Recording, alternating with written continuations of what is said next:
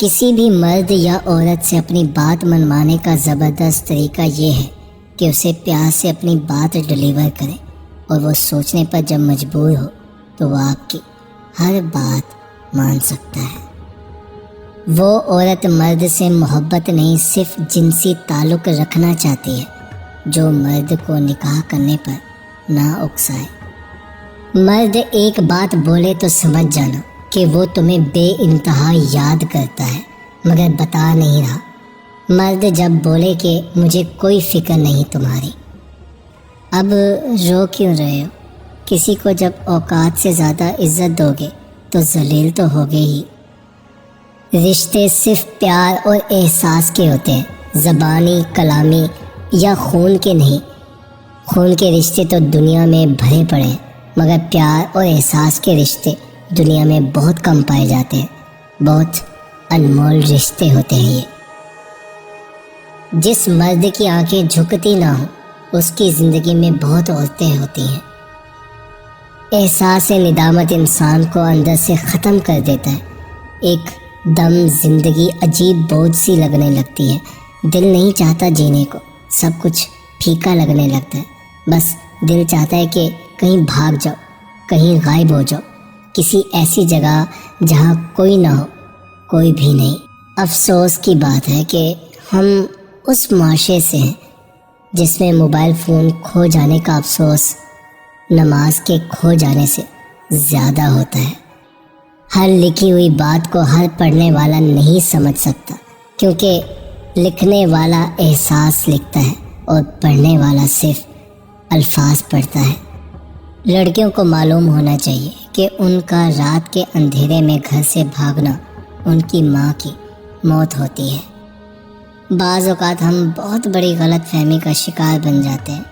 جو لوگ ہمیں تھوڑی سی توجہ دیتے ہیں، ہم احمق اس توجہ کو محبت سمجھ لیتے ہیں۔ جب تم عورت کو پسند آتے ہو تو وہ تمہیں اپنی زندگی کا حصہ سمجھتی ہے۔ وہ چاہتی ہے کہ تم اس سے حلال رشتہ یعنی کہ نکاح کا رشتہ قائم کرو۔ انسان کا بہترین ساتھی اس کی صحت ہے۔ اگر اس کا ساتھ چھوٹ جائے تو وہ ہر رشتے کے لیے بوجھ بن جاتا ہے۔ اپنی صحت کا خیال رکھیے۔ جس شخص سے محبت ہوتی ہے نا، وہ ملے یا نہ ملے، اس کی جگہ کوئی نہیں لے سکتا۔ پھر چاہے اس سے بہتر یا بہترین بھی ہماری زندگی میں شامل ہو جائے، پھر بھی کہیں نہ کہیں، کبھی نہ کبھی ہمیں اس کھوئی ہوئی محبت کی یاد تڑپاتی ہے، اور دل کہتا ہے کہ اگر وہ ہوتا تو کہانی کچھ اور ہوتی۔ ہاں، احساس ہوتا ہے کہ ہم ایسے کسی شخص کے سامنے ذلیل ہوتے رہیں جسے کوئی پرواہ نہیں۔ ہر بار ہمیں ہی اس سے بات کرنی ہوتی ہے، ہم ہی کال کریں، میسج کریں۔ کیوں؟ ایک بار خود کو آئینے میں دیکھیے۔ کیا آپ کے اللہ نے آپ کو اتنا برا بنایا؟ کیا آپ کے ماں باپ کو جب اس بات کا اندازہ ہوگا تو کس تکلیف سے گزریں گے وہ؟ میں جانتا ہوں کہ خود کو یہ سب سمجھانا بہت مشکل ہے، مگر یقین کریے اس بے حس انسان کے لیے آپ ایک فضول خیال کے علاوہ کچھ بھی نہیں ہے۔ بھول جائیے اور صبر کیجیے۔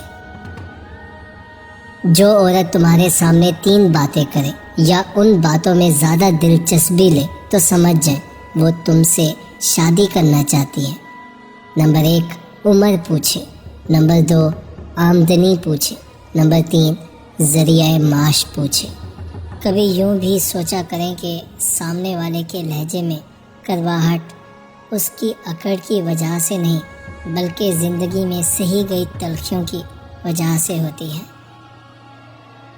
جو مرد آپ سے اپنی وہ باتیں چھپاتا ہو جو آپ پسند نہیں کرتی تو سمجھ جانا کہ وہ تم پر مرتا ہے مگر ظاہر نہیں کرتا، کیونکہ وہ تمہیں کھونے سے ڈرتا ہے۔